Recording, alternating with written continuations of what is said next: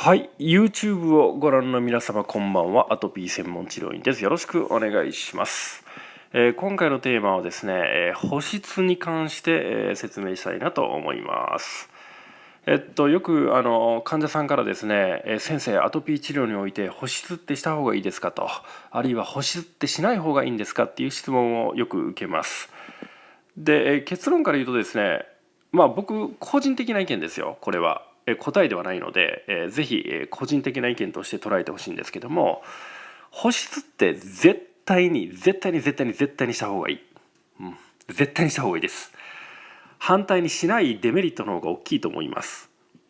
えーっと僕反対にですね、患者さんによく聞き直すんですよ。なんで保湿しないんですかって聞くんですよね。で、皆さん大体こういうふうに答えます。保湿してしまうと本来人間が持っているその保湿能力っていうのが下がってしまうんじゃないかっていうのが皆さん心配されてるんですよ。多分そんなことないですね。どんなに保湿しても、本来人間が持っているその保湿能力が低下するかっていうと多分そんなことないです。多分しないと思います。で、なんで皆さんこれだけ保湿に対して抵抗があるかっていうのは、多分ですよ、そうですね、僕が以前動画で流した、H 病院の治療方針がいまだに洗脳されている人がめちゃくちゃ多いんですよね。皆さん覚えてますかね、 H 病院の治療方針。その治療方針っていうのは、脱捨てはもちろんのこと、脱捨ては当たり前ですよね。脱保湿、あとお風呂入るな、であと、その水分取るなですね。水分取るな、お風呂入るな、保湿するな、これが治療方針ですよね。で、皆さんこの治療方針がまだ頭に残ってるんですよ。洗脳されている状態なんですよ。保湿したらダメだって思い込んでるんですよ。で、ここで皆さんにぜひ分かってほしいんですけども、まず水分取らないことがどんだけ危険かっていうのはまず絶対理解した方がいい。これを、皆さんに今日ちょっと説明します。ですね、本来人間が持っているその水分、人間の体は 60% 水からできています。だいたい成人男性でいうと 60%、赤ちゃんで言ったら 75%で、あとここには載ってないんですけども、ちょっと書きましょうか。はい、大人が 60%、赤ちゃんが 75%、だいたい高齢者がだいたい 55% ぐらい、55% ぐらいです。高齢者水分が少ないんですよ。はい、水分で構成されているわけですよね。で、何もしなくても体の中から水分っていうのはどんどん蒸発してます。水分がなくなっているんですよ。体の中から外に出るもの、例えば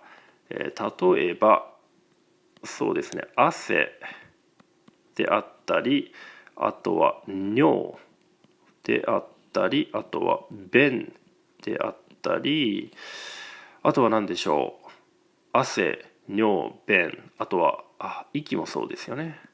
吐く息、呼吸してるだけでも、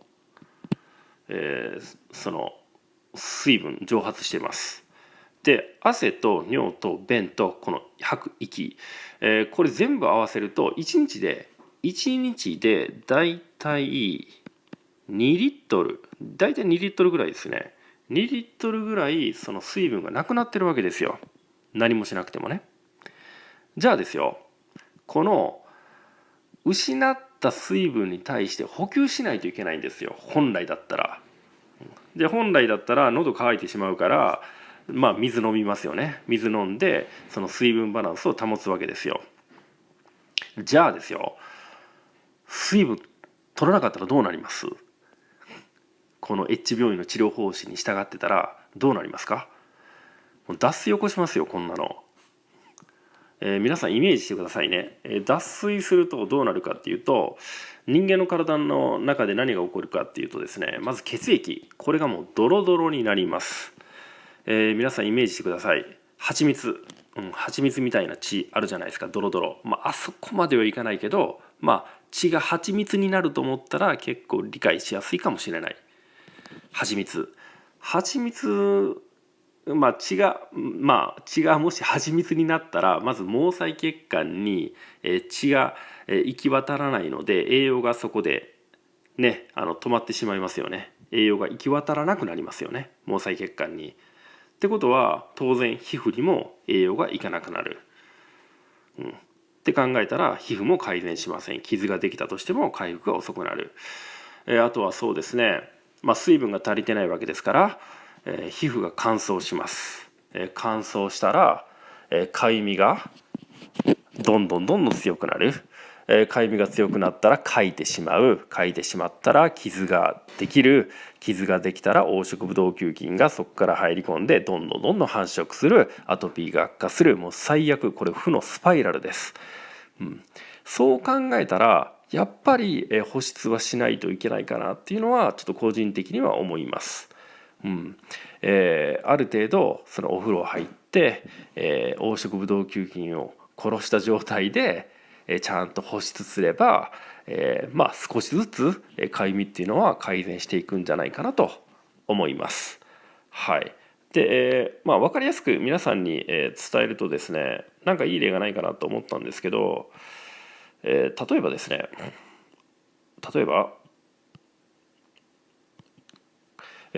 皆さんが種をまくとするじゃないですか。で種まいたら水やりしますよね。水で栄養を与える種に。じゃあ種が発芽して、発芽したら今度はそれがですね、お花に変わりますよね。こうお花に変わります。お花に、これ花と思ってくださいね。これ花、なんか変な花だな。花になりましたと。これなんで花になるか、なんで花に成長するかっていうと、水を与えてるわけですよ。栄養を与えてるから花になるんですよね。じゃあ水やりやめたらどうなるか。花が枯れますよね。こう枯れちゃうんですよ。これはやっぱり皮膚においても同じことが言えると思うんですね。皮膚がもし乾燥していたらやっぱり水やりしないといけないじゃないですか。栄養を与えてあげないといけない。栄養を与えてあげないとやっぱりその皮膚にとっては、回復するものも回復しないと思うんですよね。はい、今回のテーマは、保湿について解説させていただきました。以上です。